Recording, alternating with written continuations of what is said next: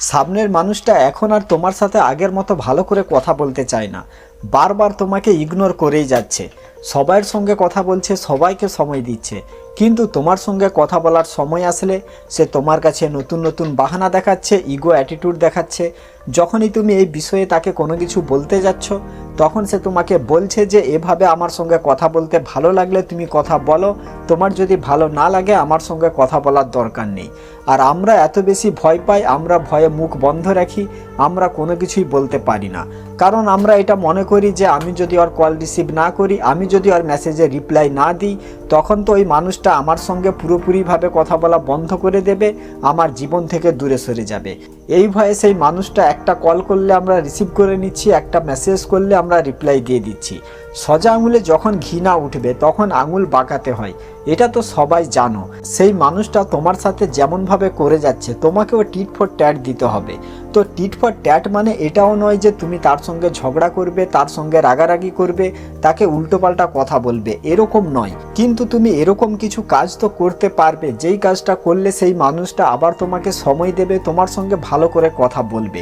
কিন্তু তুমি যদি সেই মানুষটার অপেক্ষায় বসে থাকো, সেই মানুষটা তোমাকে বলে দিচ্ছে যে আজকে দুপুর 2টার সময় তোমার সঙ্গে কথা বলবো, আর তুমি ফোন হাতে ধরে নিয়ে সেই মানুষটার অপেক্ষায় বসে আছো, সেই মানুষটা কখন কল করবে, কখন মেসেজ করবে। তারপরেও যখনই সেই মানুষটা তোমার সাথে কথাও বলতে আসছে, তো 2 মিনিট 3 মিনিট সে তোমার সঙ্গে কথা বলছে, তারপরে যে কোনো একটা বাহানা দেখিয়ে ফোন কেটে দিচ্ছে, তোমার কাছ থেকে দূরে সরে যাচ্ছে। যদি তুমি এখন এটা ভাবছো যে ওই মানুষটা আমার সঙ্গে আগের মতো ভালো করে কেন কথা বলছে না, আগের মতো আমাকে কেন কল মেসেজ করছে না, আগের মতো আমার সঙ্গে ভালো করে কথা বলবে কি কথা বলবে না, ওই মানুষটা অন্য কারোর সঙ্গে কথা বলছে কি কথা বলছে না, এরকম বিভিন্ন রকম চিন্তা ভাবনা যদি তোমার মাইন্ডের মধ্যে ঘুরছে, তো এটা পরিষ্কার এখন তুমি অ্যাক্টিভ রয়েছো। এখন তুমি সেই মানুষটাকে অনেক বেশি কল মেসেজ করে যাচ্ছ, কিন্তু এর পরিবর্তে সেই মানুষটা তোমাকে ইগনোর করছে, তোমার কাছ থেকে দূরে সরে যেতে চাইছে। তো এখন তোমাকে সাইলেন্ট থাকতে হবে। তো কতদিন পর্যন্ত সাইলেন্ট থাকবে? প্রথমে 1 দিন সাইলেন্ট থাকো, তারপরে 2 দিন সাইলেন্ট থাকবে। যাদের মধ্যে ঝগড়াঝাটি হচ্ছে, সময় দেবা নেবা নিয়ে প্রতিদিন কথা হচ্ছে, কিন্তু সামনের মানুষটা ইগনোর করছে, আর যখনই কথা হচ্ছে তখনই ঝগড়া হচ্ছে, তো সেই মানুষগুলো প্রথমে 1 দিন সাইলেন্ট থাকবে, তারপরে 2 দিন সাইলেন্ট থাকবে। কিন্তু যাদের সম্পর্কের পরিস্থিতি এখন এরকম যে সামনের মানুষটা 1 দিন পরে, 2 দিন পরে, 3 দিন পরে তারপরে কথা বলতে আসে, তারপরে কল করে, তারপরে মেসেজ করে, তো তাদেরকে কিন্তু 1 দিন 2 দিন সাইলেন্ট থাকলে চলবে না। তারা ততদিন পর্যন্ত সাইলেন্ট থাকবে যতদিন না পর্যন্ত সেই মানুষটা তোমার সাথে ভালো করে কথা না বলছে, যতদিন পর্যন্ত সেই মানুষটা তার ভুল স্বীকার না করছে। প্রথমে সেই মানুষটাকে এটা বলে দাও যে দেখো, তোমার এমন ব্যবহার আমার পছন্দ হচ্ছে না, তুমি তোমার ব্যবহার পরিবর্তন করো। যদি সেই মানুষটা তার ব্যবহার পরিবর্তন করে নিচ্ছে, তোমার সাথে ভালো করে কথা বলছে, তোমাকে সরি বলছে, তখন তুমি তার সাথে ভালো করে কথা বলবে। দেখো, আমি এটা জানি যে সাইলেন্ট থাকা অনেক কঠিন, কিন্তু এটা অসম্ভব না। সেই মানুষটার কাছ থেকে বারবার অবহেলিত হবার থেকে, এমনিতেই তো সেই মানুষটা কথা বলছে না, কল মেসেজ করছে না, এমনিতেই সেই মানুষটা তোমাকে ইগনোর করে যাচ্ছে, এটার কারণে তো তুমি দুঃখ পাচ্ছ, তুমি কষ্ট পাচ্ছ। সেই জন্য যদি তুমি কয়েকদিন সাইলেন্ট থাকতে পারো, তখন সম্পর্কও ঠিক হয়ে যাবে, আর সেই মানুষটা তোমার সাথে ভালো করে কথাও বলবে।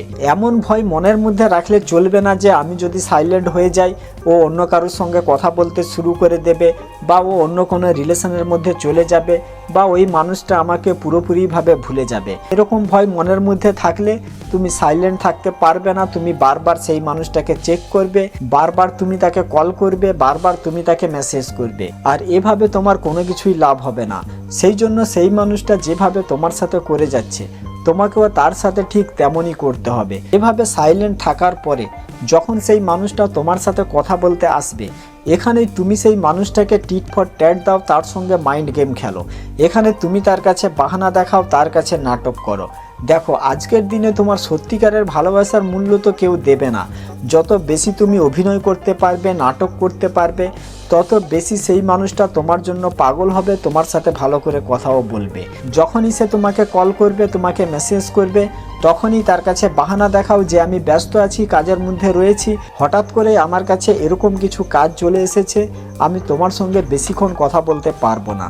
এটা বলেই ফোন কেটে দাও, তার সঙ্গে কথা বলা বন্ধ করে দাও। কারণ দেখো, তুমি তো অনেক সেই মানুষটাকে বুঝিয়েছো, অনেক তাকে কল মেসেজ করেছো, তোমার সঙ্গে কথা বলানোর চেষ্টা করেছো, কিন্তু এটা করেও কোনো কাজ হচ্ছে না। তো যখনই তুমি সাইলেন্ট হয়ে যাবে তখন ডেফিনেটলি কাজ হবে। সেই মানুষটা তোমাকে নিয়ে চিন্তা ভাবনা করবে যে কি ব্যাপার, তুমি হঠাৎ করে চুপ করে গেলে, তুমি তাকে আর কল করছো না, তুমি আর তাকে মেসেজ করছো না, তুমি আর তার পিছনে দৌড়াচ্ছ না। দেখো, যতদিন পর্যন্ত তুমি কারোর পিছনে দৌড়াবে ততদিন পর্যন্ত সেই মানুষটা তোমার সামনে দৌড়াবে, কিন্তু যখন তুমি তার পিছনে দৌড়ানো বন্ধ করে দেবে তখন সেই মানুষটা তোমার পিছনে দৌড়াতে শুরু করবে।